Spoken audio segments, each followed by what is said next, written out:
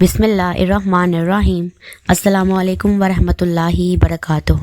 محترم ناظرین، آج کی اس ویڈیو میں پیش کرنے جا رہے ہیں ایک ایسا دلچسپ واقعہ جسے سن کر آپ حیرت میں پڑ جائیں گے۔ یہ واقعہ ہے حضرت لال شہباز قلندر رحمۃ اللہ علیہ اور ایک چکی والی عورت کا۔ اس واقعے کی مکمل تفصیل کے لیے ویڈیو کو اینڈ تک ضرور دیکھیے گا۔ حضرت لال شہباز قلندر رحمۃ اللہ علیہ اپنے چند ساتھیوں کے ہمراہ ملتان شہر کے باہر پہنچے تو وہاں ایک جنگل میں قیام کیا، کیونکہ رمضان المبارک کا مہینہ تھا اور سب نے روزہ رکھا ہوا تھا اور سب نے یہ طے کیا کہ افطاری اسی جگہ کی جائے گی۔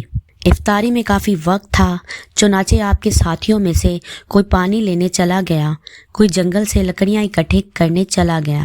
حضرت لال شہباز قلندر رحمۃ اللہ علیہ کے پاس تھوڑی سی گندم تھی۔ آپ رحمۃ اللہ علیہ اس کو پسوانے کے غرض سے شہر چلے گئے۔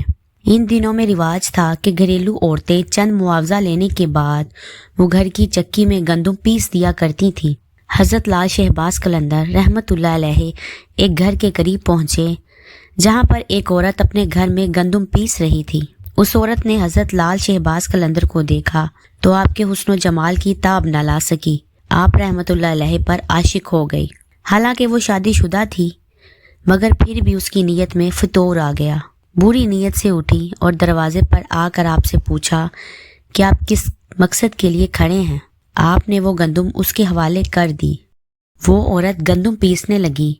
کیونکہ اس عورت کی نیت بری تھی، اس نے گندم پیستے پیستے للچائی ہوئی نظروں سے حضرت لال شہباز قلندر رحمۃ اللہ علیہ کی طرف دیکھنے لگی۔ وہ مسکرا کر آپ کو اپنی طرف متوجہ کر رہی تھی۔ حضرت لال شہباز قلندر رحمۃ اللہ علیہ نے عورت کی طرف بالکل توجہ نہ دی اور وہ سر جھکا کر اللہ کے ذکر میں مصروف ہو گئے۔ عورت بادستور للچائی ہوئی نظروں سے آپ کی طرف دیکھ رہی تھی اور اس کے ضبط کا بندھن ٹوٹ رہا تھا۔ حضرت لال شہباز قلندر رحمۃ اللہ علیہ عورت کی اس قدر بری نیت کو دیکھ کر اٹھے اور گندم وہیں چھوڑ کر گھر کے دروازے کی طرف لپکے۔ وہ عورت چونکہ بد کردار تھی، فوراً سمجھ گئی کہ درویش میرے ہاتھوں سے نکلنے والے ہیں۔ چنانچہ اس نے آگے بڑھ کر آپ کا دامن پکڑ لیا اور زبردستی کرتے ہوئے آپ سے کہنے لگی، اگر میری بات نہ مانی تو میں شور مچا دوں گی اور تم پر الزام لگا دوں گی۔ حضرت لال شہباز قلندر رحمۃ اللہ علیہ نے اس عورت کو سمجھاتے ہوئے کہا، تم ایک شادی شدہ عورت ہو، تمہارے لیے اپنے خاوند کے علاوہ کسی غیر مرد کو بری نگاہ سے دیکھنا بھی حرام ہے۔ میں روزے سے ہوں، مجھے تنگ نہ کرو، مجھے گناہ کی طرف رغبت نہ دلاؤ۔ آپ ایک عزم کے ساتھ اس عورت سے بات کر رہے تھے اور گناہ سے بچنے کی تلقین فرما رہے تھے، لیکن اس عورت پر شیطان پوری طرح غلبہ کیا ہوا تھا۔ وہ اپنی شیطانی ہوس میں کھوئی ہوئی تھی۔ اس نے جب یہ دیکھا کہ آپ کسی طرح بھی اس کے قابو میں نہیں آ رہے تو اس نے غصے میں آ کر شور مچانا شروع کر دیا۔ عورت کا شور سن کر ارد گرد کے گھروں سے بہت سے لوگ دوڑے چلے آئے اور مجمع اکٹھا ہو گیا۔ سب عورت سے پوچھنے لگے کہ کیا ہوا ہے۔ اس نے سارا واقعہ بتا دیا۔